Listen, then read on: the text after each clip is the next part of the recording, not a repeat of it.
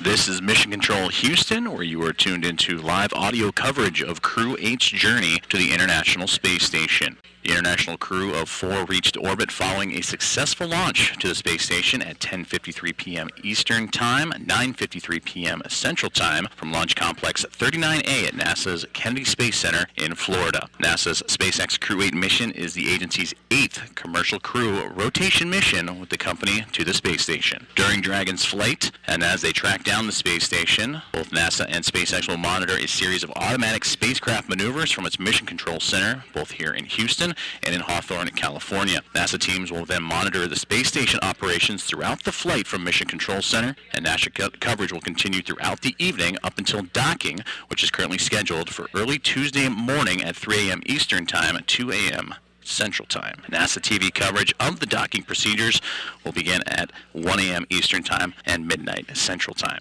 Aboard Crew-8 and the Dragon SpaceX craft are NASA astronauts Matthew Dominick, Michael Barratt, and Jeanette Epps, along with Roscosmos cosmonaut Alexander Grebenkin. Once aboard the International Space Station, they will join Expedition 70 and be a part of more than 200 science experiments and technology demonstrations that will take place during their mission. And there to welcome Crew-8 on the space station, the Expedition 70 crew of NASA astronauts Jasmine Mogbelli and Laura O'Hara, ESA, European Space Agency astronaut Andreas Mogensen, JAXA, Japan Aerospace Exploration Agency astronaut Satoshi Furukawa, and Roscosmos cosmonauts Konstantin Borisov, Oleg Kononenko, and Nikolai Chub.